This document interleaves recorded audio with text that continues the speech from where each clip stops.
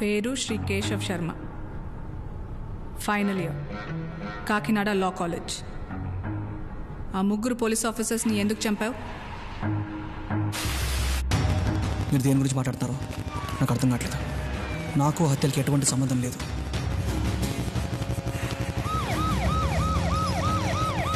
సరే, మీ అమ్మ నాన్న ఏం చేస్తుంటారు? లేరు, చనిపోయారు. ఎలా? 12 సంవత్సరాల క్రితం ఓ యాక్సిడెంట్ చనిపోయారు.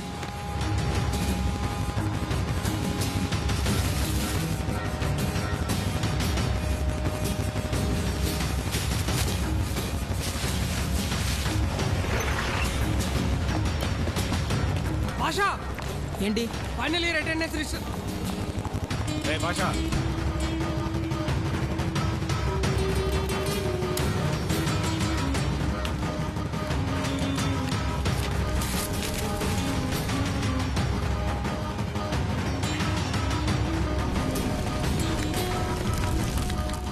ఏంటిది? చెత్త.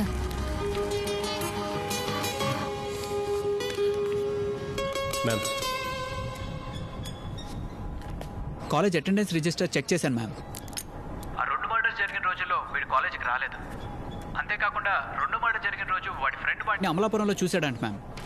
ఓకే, నవంబర్ 19th ఎక్కడున్నావు?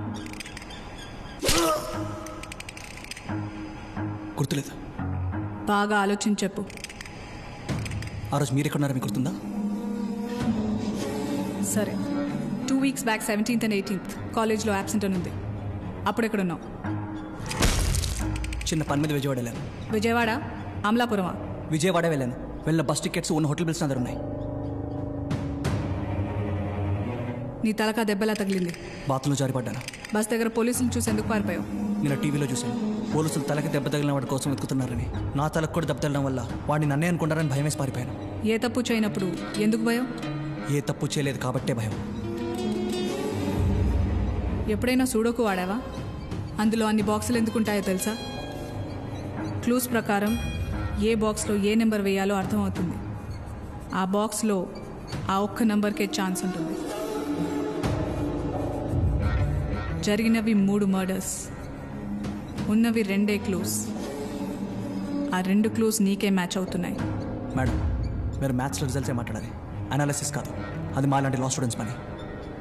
నేను చెప్పేది నిజం, అనాలిసిస్ కాదు. ప్రతి నిజం నిజమే, అది అబద్ధం అని తెలిసేంతవరకు. ఇది నేను చెప్పింది కాదు, లా చెప్పింది. నువ్వెంత తెలివిగా సమాధానం చెప్పినా ఈ కేసు నుంచి తప్పించుకునే ఛాన్సే లేదు.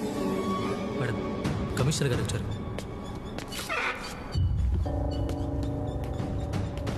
వీళ్ళ అమ్మ నాన్న కార్ యాక్సిడెంట్కి చనిపోయిన 3 పోలీసులకి ఏమైనా సంబంధం ఉందేమో కనుక్కో.